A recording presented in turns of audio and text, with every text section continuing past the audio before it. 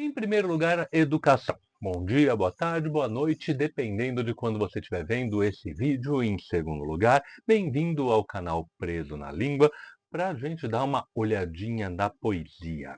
Hoje, finalmente, criando coragem para enfrentar aqui um dos meus poemas preferidos, um dos meus autores preferidos, que é o Cesário Verde, um poema que eu conheci pela primeira vez há muito tempo no meu curso de letras, que tem me fascinado desde sempre e que eu hesitava em trazer aqui para esse espaço, porque ele é um pouco comprido, ele é um pouco grande perto do usual desses nossos programas aqui. Mas em algum momento eu tinha que enfrentar. E vou fazer isso, não tem problema, porque cada minuto vai valer a pena. Vamos olhar para a poesia? Olha pra poesia. Olha pra poesia. Olha pra poesia. Olha pra poesia. Olha pra poesia. Olha pra poesia. Olha pra poesia. Olha pra poesia.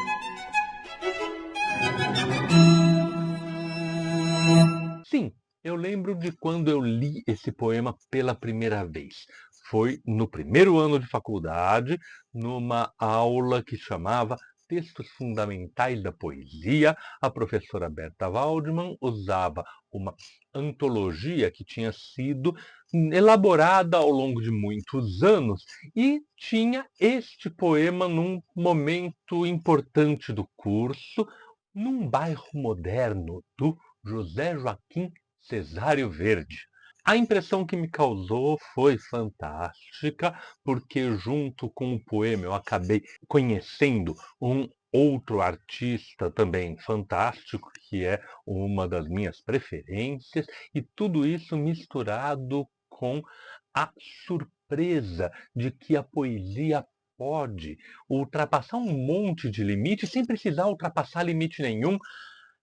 Falando muito, dando muita introdução, e o importante é olhar direto para o texto.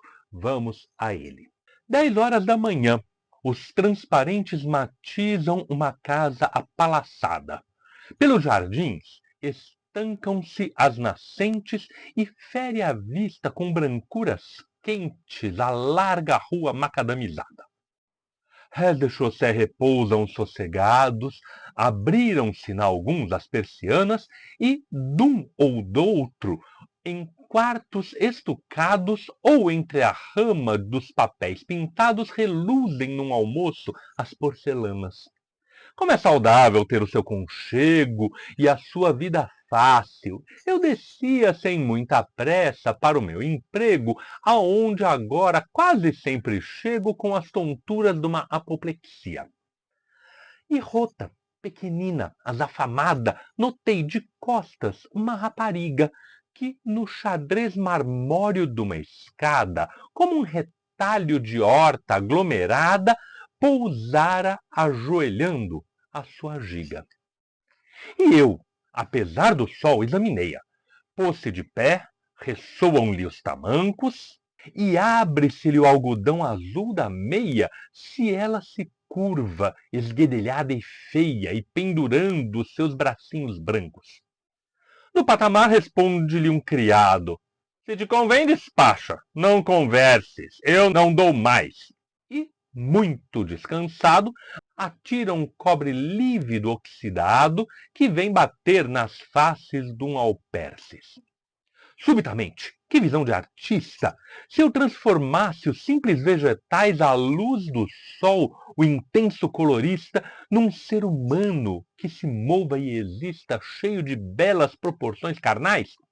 Boiam aromas, fumos de cozinha, como cabaz às costas e vergando sobre padeiros claros de farinha, e às portas uma ou outra campainha toca frenética de vez em quando. E eu recompunha por anatomia um novo corpo orgânico aos bocados, achava os tons, as formas, descobria uma cabeça numa melancia e nos repolhos seios injetados.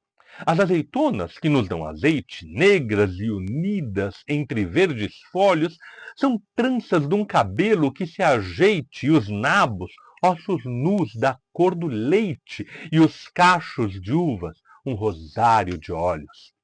Há colos, ombros, bocas, um semblante nas posições de certos frutos, e entre as hortaliças, túmidos, fragrantes como de alguém que tudo aquilo jante, surge um melão que me lembrou um ventre.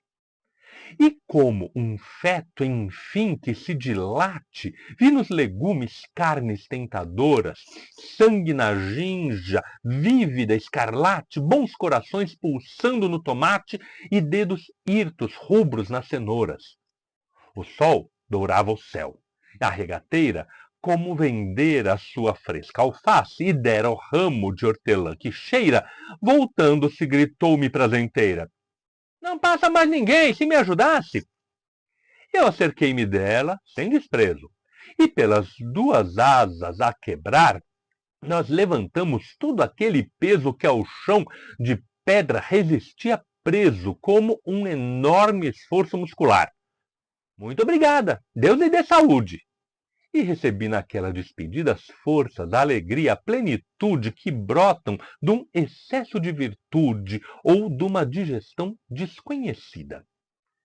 Enquanto sigo para o lado oposto e ao longe rodam umas carruagens, a pobre afasta-se ao calor de agosto, descolorida nas maçãs do rosto e sem quadris na saia de ramagem. Um pequerrucho rega a trepadeira de uma janela azul, e com o ralo do regador parece que joeira ou que borrifa estrelas, e a poeira que eleva nuvens alvas a incensá-lo. Chegam do gigo emanações sadias, oiço, um canário, que infantil churrada, lidam menagens entre as gelosias, e o sol estende pelas frontarias seus raios de laranja destilada. E a pitoresca e audaz, na sua chita, o peito erguido, os pulsos nas ilhargas, de uma desgraça alegre que me incita, ela apregoa magra e enfesadita as suas couves repolhudas largas. E como as grossas pernas de um gigante sem tronco, mas atléticas, inteiras, carregam sobre a pobre caminhante sua verdura rústica, abundante, duas frugais abóboras carneiras.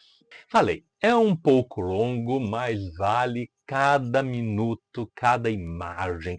Eu acho uma maravilha esse bairro moderno, nesse mundo da cidade nova, em que de repente penetra alguma coisa. O que é esse mundo da cidade nova? Ele está nas primeiras estrofes, apresentado como muito sol, as casas ricas, mas notem, a voz poética, estou indo para o meu trabalho, dentro desse espaço em que tem gente rica, tem gente nas grandes casas, esse eu está numa contrariedade em relação ao espaço ao qual ele não pertence. Ele é um passante, ele não é um morador. É nesse espaço que, de repente, ele dá de cara com essa rapariga. E essa rapariga tem algumas coisas que chamam a nossa atenção já desde a primeira descrição. Ela é pequenina, azafamada e tem um retalho de horta. Ela está vendendo verduras. É uma passante, ela também não pertence a esse bairro moderno. E notem que interessante, porque nesse poema, que fala do bairro moderno, todas as figuras importantes não pertencem. Aquele que quase pertence a esse bairro é o criado, mas que fala com ela com um enorme desprezo. Se te convém despacho, eu não dou mais. Certo? E joga um cobre oxidado que vai bater nos degraus. Desprezo o interesse do sujeito e, de repente, diante desse sol que brilha. E aqui, é claro, a gente tem uma sugestão retroativa do sol da Provença que encantou Van Gogh, tantos quadros em que a luz brilha, a luz que os impressionistas descobriram. Os impressionistas podem até estar no horizonte do Cesário Verde, já que esse poema, que é de 1878, vem 4 anos depois da primeira exposição impressionista, aquela na qual o Monet apresentou o Impressões Sol Nascente, que acabou dando nome para o movimento. O Van Gogh certamente estava fora do horizonte de expectativas do Cesário Verde. Mas, de novo, a gente tem essa condição de fazer a relação retroativa.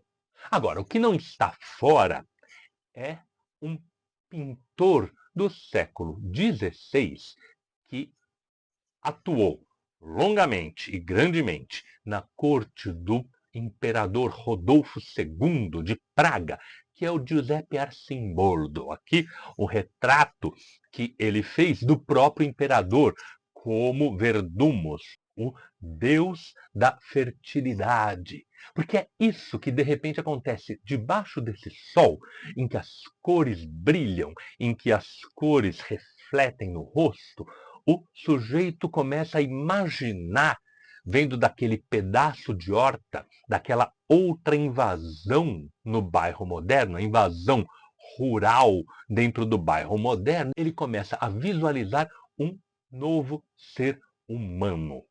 Um ser humano que se monta com frutas vegetais, esse corpo orgânico que tem uma melancia por cabeça, seios injetados nos repolhos, as azeitonas fazendo uma trança de cabelos e um monte de óleos nos cachos de uvas, para daí penetrar dentro desse corpo, nos ossos de nabos, no coração de tomate, no sangue da ginja, da cereja.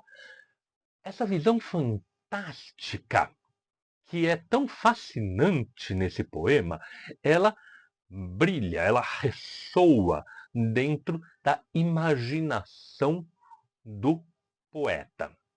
A grande questão aqui é essa: ele consegue juntar, ele consegue fazer a síntese, ele consegue fazer exatamente aquilo que a gente já há alguns episódios aqui vem discutindo sobre a inteligência artificial. Ele junta, mas mais do que junta, ele tem capacidade de significar.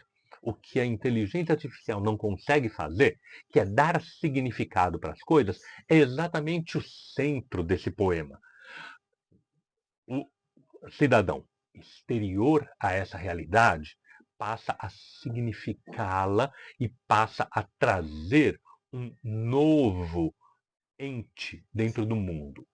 Na sequência, a visão meio que desaparece e o sujeito volta a ver a situação e a menina, a rapariga, que está tendo dificuldade para erguer essa cesta muito pesada. Ela pede ajuda, ele ajuda, e essa frase tão bonita, muito obrigado, Deus lhe dê saúde, que faz o sujeito renascer. Lembra, ele está a caminho do trabalho, passando por esse bairro moderno, esse bairro que é hostil ao trabalhador, esse bairro no qual o trabalhador se hostiliza com outras pessoas, que é o criado de casa, e no qual a rapariga também é uma presença um pouco desviante. É a presença desviante dela, a alegria dela, a simpatia, o sentimento, que fazem com que o sujeito volte a ter um pouco mais de energia para esse trabalho exaustivo, aquele no qual ele chegava quase com uma apoplexia. O ritmo do bairro volta ao normal. Enquanto ele continua andando, ela vai para o outro lado. Um menino rega algumas plantas, ouve-se um canário e a rapariga vai embora numa desgraça alegre. Interessante essa ideia de que, nesse espaço da modernidade, é o rural que traz alegria, como foi o rural que injetou um pouco mais de vida dentro desse trabalhador, desse eu que anda e que passa pelo bairro em direção ao seu trabalho. E é ela que, carregando essa cesta e como enfesadita, lá no começo, alguns diminutivos. Ela era pequenina, azafamada, agora ela vai enfesadita. E essa descrição com o diminutivo tão importante da língua portuguesa, que é tão carinhoso, que é tão empático, faz com que o sujeito lírico veja, finalmente, no último olhar, duas pernas de gigante nas abóboras que estão na cesta da rapariga. Volta aquela ideia que eu tinha levantado quando comecei a falar da apresentação desse ser humano novo. Um ser humano novo que se monta a partir dos vegetais, da natureza. A grande ideia aqui é justamente essa. O poema que puxa coisas de uma certa tradição portuguesa, mas ao mesmo tempo puxa coisas da poesia mais moderna que vinha de Paris, a poesia do Baudelaire, a poesia do dia a dia, do olhar para a cidade, a poesia da descrição das ruas. Ela choca a gente com essa questão fundamental que é: a rua não é só o espaço da modernidade. A rua é o espaço em que a modernidade e o rural podem se encontrar. Agora, onde eles se encontram melhor?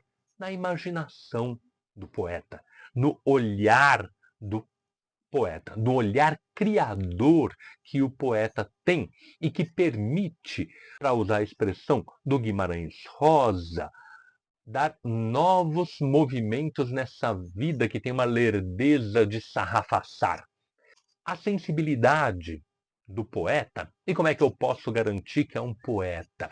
Porque é ele que está enunciando todo esse conjunto em versos. Ele que está desentranhando da realidade, é esse eu que desentranha da realidade, o verso, a rítmica, a construção do dia a dia.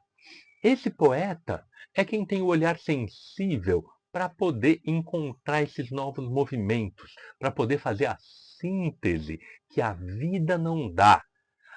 O primeiro contato, como ele menciona lá em cima, é que era um retalho de horta. Ao final, esse retalho tomou forma e criou algo, e criou duas pernas que estão caminhando para longe, sendo arrastadas por essa rapariga enfesadita, pequenina, azafamada.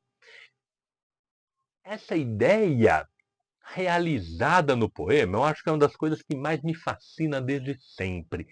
Quanto é nas pequenas coisas que a gente pode encontrar a poesia, mas desde que a gente esteja aberto a poder reencontrá-las.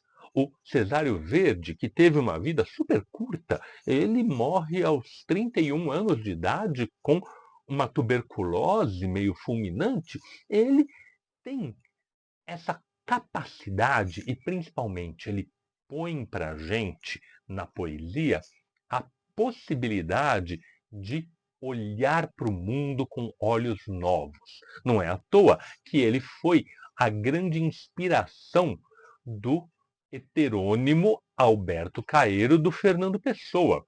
O Cesário Verde tem tudo a ver com esse olhar com olhos novos, com esse olhar sem se deixar impregnar de preconceitos, mas justamente porque não se impregna dos preconceitos, porque ele olha para a menina pobre, porque ele passa pelo bairro rico, mas deixa um pouco de lado as coisas do bairro rico, é que ele tem a capacidade de se abrir para todo um mundo novo, que ele tem essa capacidade de se abrir para toda essa poesia.